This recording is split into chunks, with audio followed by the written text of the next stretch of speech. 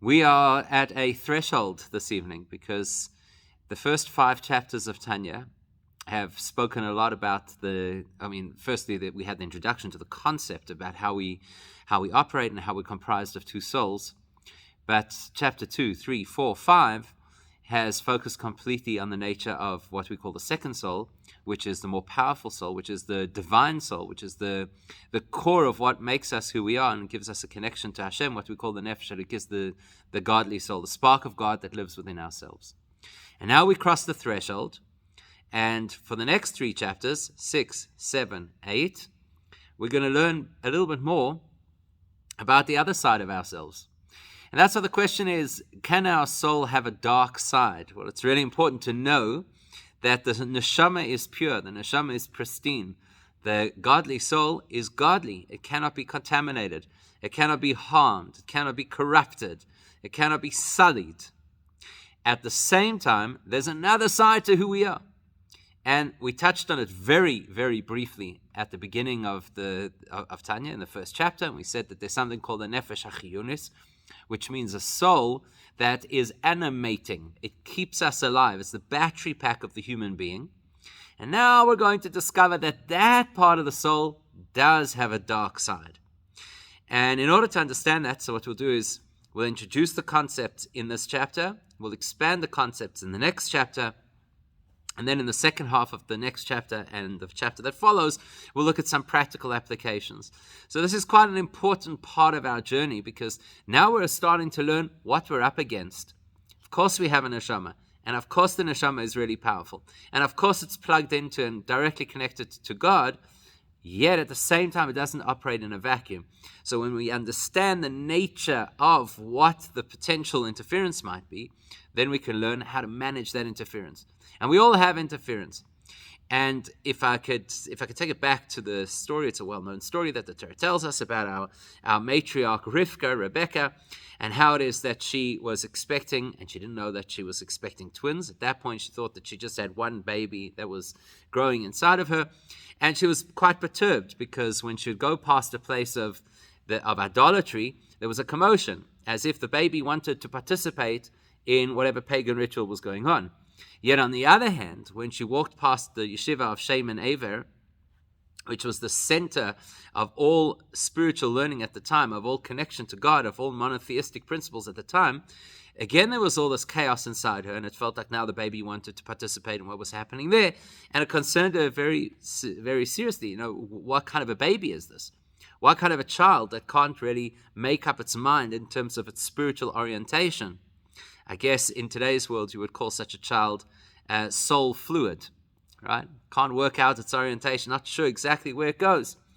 So the reality is it perturbed her terribly because there's nothing more challenging to a person than confusion. And that's why, for example, the Gemara tells us that there's no greater simcha than the resolution of doubt, the resolution of uncertainty. Because a person who lives with uncertainty, it's really a very difficult place to live. And it's not always so easy for a person to be able to forge a path and to be able to grow and to be able to develop themselves if they're living in a place of uncertainty. So Rivka goes to the prophet at the time. She says, I don't know what's going on over here, and you've got to guide me and tell me what's happening. And he tells her that the truth is there's not one baby that's developing in the womb. They are twins. And these twins will be polar opposites, and they'll pull in opposite directions, and they will be in a constant state of conflict. And when the one rises, naturally the other one will fall, and so in the reverse. And she finds that very reassuring. And it's interesting that she finds it reassuring because just imagine the scene. A person tells a Jewish mother, don't worry, it's not that you're going to have one confused child, you're going to have one wicked child. And the other one will be okay. Like, how's that reassuring? And the message is again, because ein simcha katoras asveikas. There's nothing more liberating and more satisfying and reassuring than being able to clarify things where previously there may have been uncertainty. Now, that story of Rivka and her twins is, in addition to the fact that it's a story that actually occurred, it is also a symbolic story of our personal internal conflicts. Because we have exactly the same experiences. We walk into an environment that is holy and inviting, and we feel inspired. So we sit at the shir. Let's be honest. What happens? What happens when you sit at the shir? We said at the shir, Tanya is amazing. It's so inspiring. It presents Judaism in a way that I've never experienced before. It's so uplifting. And when we sit in the shir, it's all absolute truth, and we're completely committed. Now, a funny thing happens after the shir. After the shir, it is possible for somebody to go straight from a Tanya shir, straight to Netflix. It's possible. I'm not saying it does happen for real, but it could happen.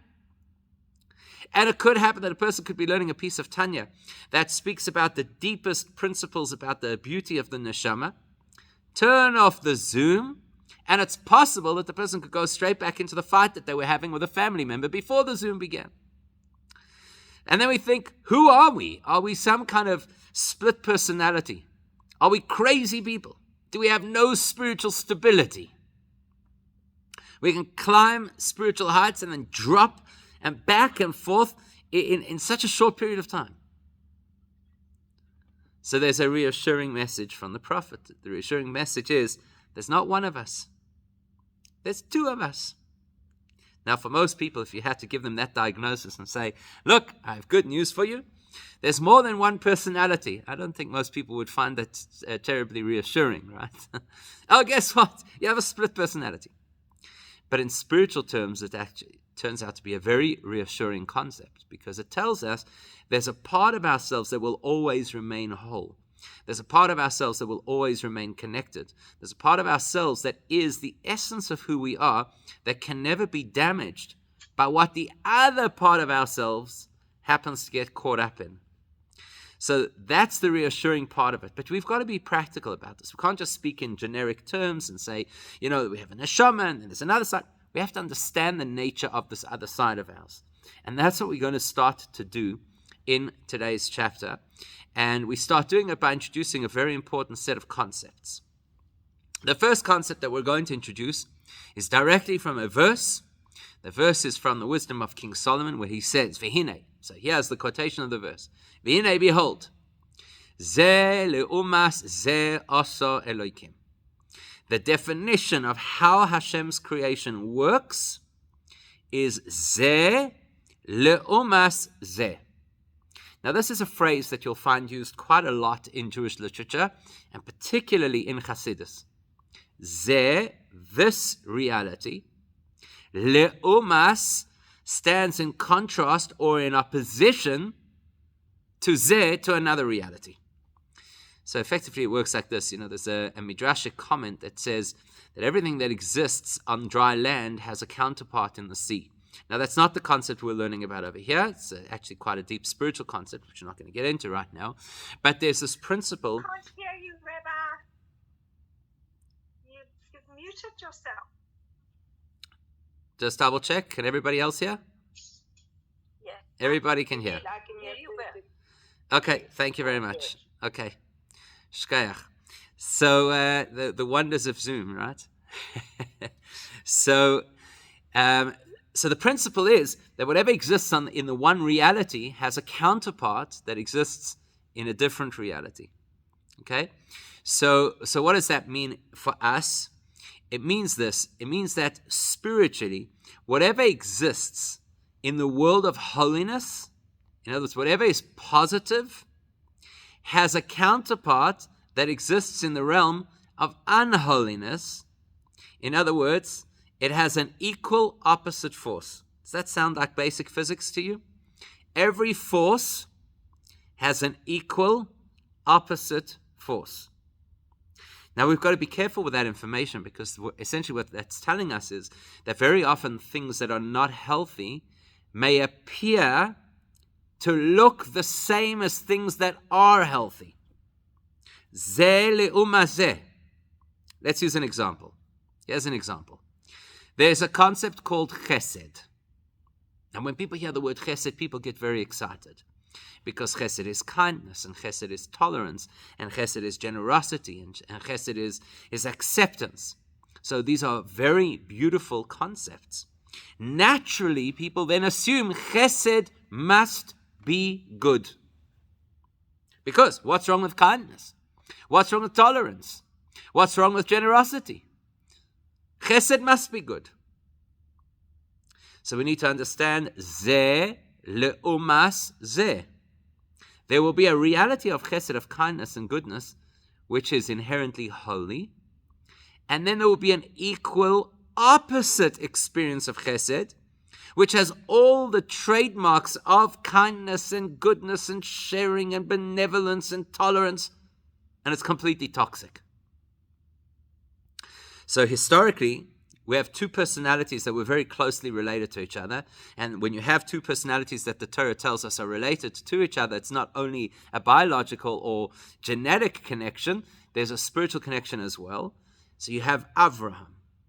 Avraham is the paragon of chesed, the most generous, benevolent, tolerant, giving, accepting person you'd ever meet. How do I know that? Well, look, number one, Avraham goes together with his wife and they set up a free hotel in the middle of the desert. And anybody who wants to eat or drink, come along and join us.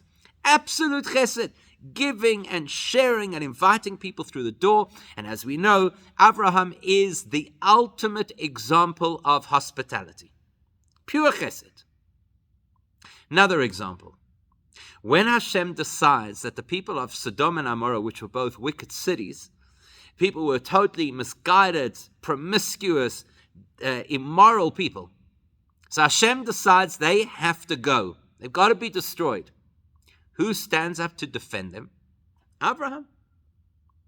Even though their beliefs were antithetical to his own, even though they stood for everything that he fought against, nevertheless, he wanted to see, was there a way to protect them? Was there a way to defend them? Was there a way to create chesed for them, tolerance for them, generosity towards them? Another example.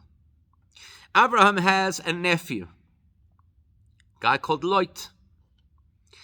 And Lot is one of those people who makes you want to tear your hair out. Because Lot lives in Abraham's house.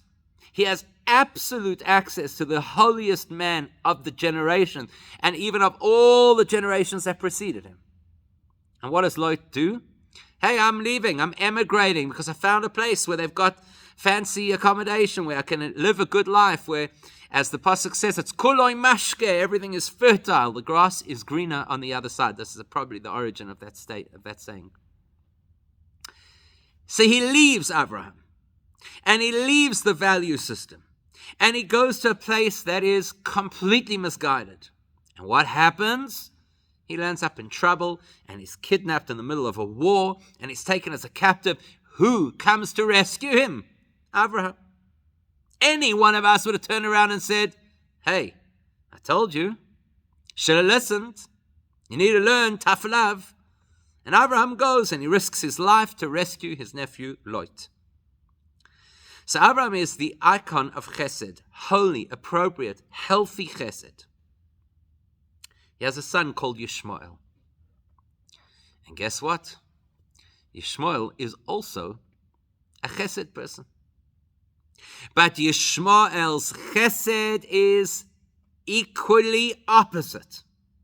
As much as Avraham Avinu's chesed is all about tolerance and sharing and hospitality and inclusion and praying for people, etc., for their spiritual growth and benefit, in other words, he really cares about the well-being of the people, and that's why he wants to guide them or help them or invite them into his house or whatever the case is.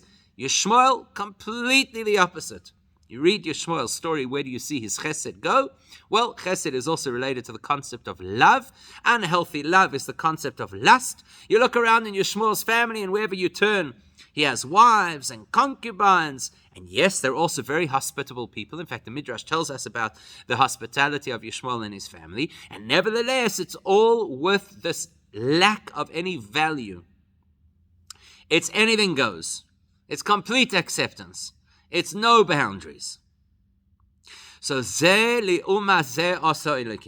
way that Hashem designed the world is that whatever exists in a healthy fashion on the side of holiness has an equal opposite nemesis on the side of unholiness. In this chapter, we're going to speak of that principle as it relates to the soul. So Hashem designed the world that everything has its counterpart. So now we're going to analyze what is the counterpart to the neshama, because we've just spoken about the neshama, how it's chelek elokam mimal mamash, it's literally a piece of God. It is comprised of 10 soul powers. Those 10 soul powers manifest through 3 modes of connection called thought, speech, and action. Using those tools, the neshama can engage with Torah and mitzvahs, and through that, elevate itself to the highest possible levels. So, when we now revisit the animal soul, we're going to find that it's the mirror image of this godly soul.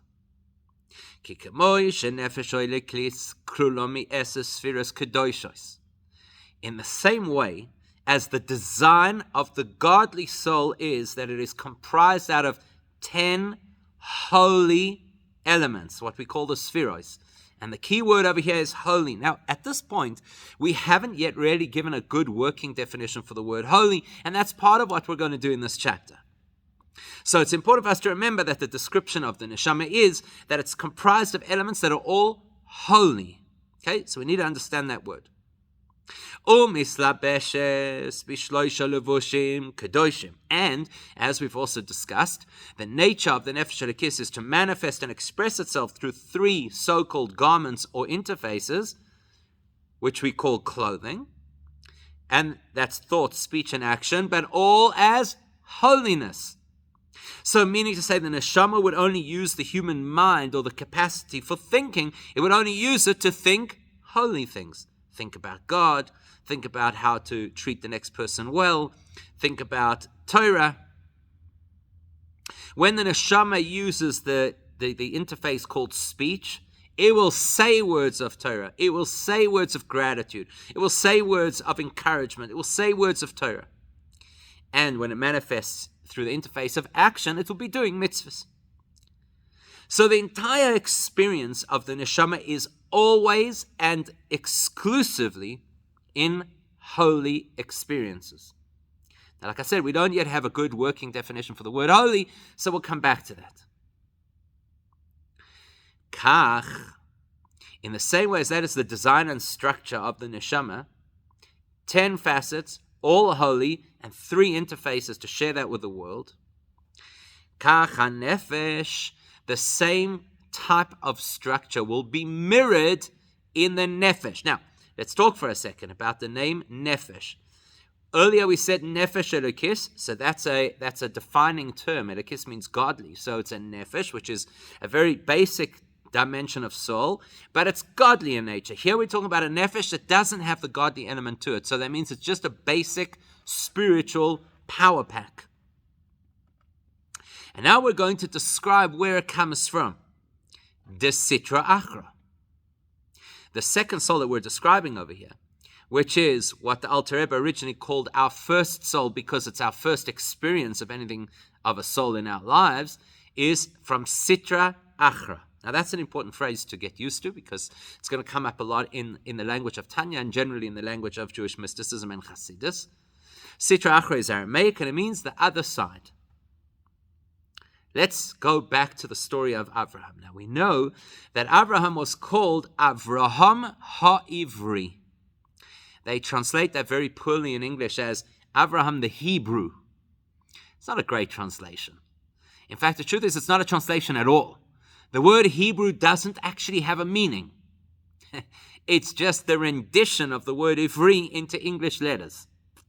It's like taking the word Mashiach and saying it's Messiah. That's true, but that's not a translation. Messiah is the anglicized version of the word Mashiach. So what is Ivri, the Hebrew? It comes from the shoresh, from the Hebrew root, Eiver, which means the side. Like Avera. What's an Avera? People translate an Avera as a sin. Sin's not a great word. But the word transgression, that's a good word. Trans, somebody carries over, crosses over. You should have been in this space, and now you went into that space. So what's Ivri? The Midrash tells us that Abraham was called the Ivri because the whole world was on one side of the river, and Abraham went to the other side of the river to live. Now, this is not a geographical note. It's not telling us Abraham's address, so you could put it in ways. This is a spiritual moment. The whole world stands on one side, and Abraham stands on the other side, which means the whole world looks that way at life. And Abraham makes a revolution to look at the world that way. And with that, we get this concept of two sides. There's two sides or two perceptions that could exist about the world. One is called Tzad HaKedusha, where you stand on the side of holiness, and therefore you see the world through the perception that Hashem would want you to have. And then you get Sitra Akra, the other side, the opposite perspective. So that's a very important clue. What we mean when we say Sitra Akra, or what we mean when we say that this Nephesh comes from the realm of Sitra Akra, is basically to say whatever Hashem expects or teaches or wants, this soul sees the opposite. Let's put that into practical terms. So a person sets their alarm clock for the morning, yes?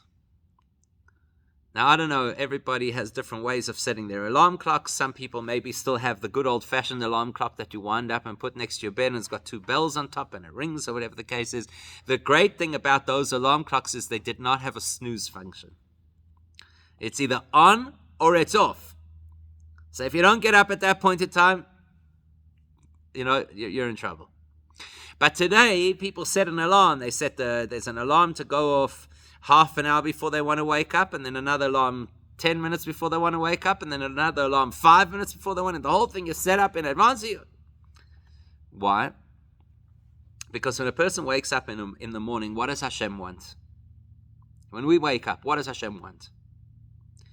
He wants us to get up and give our all to the day, so that it should be a meaningful day and a productive day, and a day that is aligned with Hashem's higher purpose for this world. That's what he wants. So if that's what Hashem wants, the Sitra Achra, the other side, which is the knee-jerk, impulsive reaction of the Nefesh HaBahamis, the animalistic soul, is to say, and what do I want? To stay in bed. The exact opposite. I want to be unproductive. I want to just wallow in self. Do what's comfortable rather than what's meaningful.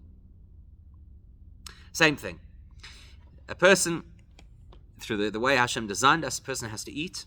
If we don't eat, we don't survive. Thank God we have an animal soul, because otherwise we might never eat. The neshama has no appetite, so you need an animal soul that's going to constantly remind us that, it's time for breakfast and the snack in between breakfast and lunch, and then the snack in between the snack and breakfast and lunch. So thank God we have the animal soul to remind us of these things. When it comes time to eat, what does Hashem want? Of course Hashem wants us to eat. But what does Hashem want? He wants us to see this as a mindful opportunity. It's an opportunity for spiritual connection. It's an opportunity for holiness. So when we eat, the focus should be the brocha. The focus should be the kosher quality of the food. The focus should be the capacity to use this food as a means to power our system so that we can do more of what Hashem wants. That is what Hashem wants from us when we're eating. What does the animal soul want? The exact opposite. It's got to be food that I enjoy. It's got to be food that's going to satisfy me. It's got to be food, I don't eat this and I don't eat that. And so on and so forth. I'll give you one last example. The Torah tells us a very interesting thing. That what happens if you're walking down the street and you see that your enemy's donkey is struggling under its load, which in today's world would mean that your enemy has got a flat tire on the side of the road. So what does the Torah say? You have to help them. You have to help the person to get out of their predicament. Asks the Gemara, what happens if there are two people stuck on the side of the road? One is your friend and one is your enemy. Now what do? Says the Gemara, you go help your enemy first. because that will teach a person to, number one, break their natural conflict, and number two, to acknowledge that Hashem at the end of the day is the one who instructs mitzvahs, and it's not on our terms. So when a person sees the enemy stuck on the side of the road, what does Hashem want? Where Hashem wants that if I saw my enemy, God forbid I should have an enemy, right? If he wants me to see that person who I can't stand on the side of the road needing help, it's because he orchestrated the opportunity for me to help that person. What does the Sitra Akra, the Nefesh Hachiyunis say? After everything that person did, you're not stopping for them. You're going to teach them a lesson this time. Not only are you going to drive right past, but you're going to drive slowly so that they can see that you're driving past, so that they'll know that they've done something wrong, and maybe one day they'll come and apologize for the fact that they behaved so badly that they didn't deserve your help. Sitra Akra. The only upside to our Nefesh HaBahamis is, yes, it does come from a place that is quite contrary to what Hashem wants, but it is miklipois noiga. It comes from a reality that is called klipas noiga. Another very important term to know in this chapter, in the next chapter, and generally in the study of Tanya and of Hasidus. The direct translation of a klippa is a peel. And the reality of our lives is that there are certain peels that are a pain in the neck, and certain peels that aren't. So, for example, you want to eat a sabra, a prickly pear. It's not fun. It's not fun. There's a whole prickly exterior, makes it difficult to get to the fruit. You want to eat a coconut. It's not fun. Got to go get something, smash the coconut, whatever the case is. You want to eat a peach? No problem. It also has a peel. And the peel of the peach does the same job as the peel of the coconut or the shell of the coconut. It protects the fruit on the inside, and it hides from view what the real flesh of the fruit is. But you can't compare the two. Totally different realities. Anything that exists that blurs or blocks consciousness of Hashem from us, we call it a klippa. It's a layer of filter. It's a layer of film. It's a layer of skin. It's a shell. But generally, you get two types of klippa, as we will discover. We're going to talk about it in a lot more detail. The one type of klippa needs a hammer if you ever want to smash your way through it. In other words, there are certain things in this world where the godly potential is so concealed that we don't probably have the tools necessary to access the value. And then there are others where, yes, there is some level of barrier, but it's fairly easy to break through the barrier and get to the value. So although we're saying that this soul of ours, this nefesh hachiyunis, which means animating soul, or as we sometimes call it, Nefesh HaBahamis, which means animalistic soul. So even though it's a barrier and it runs off in the wrong direction and it sees things opposite to how Hashem would want us to see them, etc., etc., the reality is it's a permeable skin. In other words, we can work with it. We're not stuck in this reality. Nobody can throw up their arms in despair and say, well, this is me. What do you want? I have an Nefesh HaBahamis. It comes from the world of Sitra Akra. Whatever Hashem says, it does the exact opposite. Yes, that's a default position, but the good news and the challenge is that we can work with it, and we can mature it, and we can refine it, and we can upgrade it, and we can transform it. But we're a long way off from learning that part of the journey. At this point, we're just giving definition to what that part of the soul is. In the next piece, we'll learn where it lives inside the human body, and then its operating system, and how similar yet completely different its operating system is to the operating system of the Nefesh Elikis, of the godly soul. But please God, that will all come in the next piece that we'll learn next time.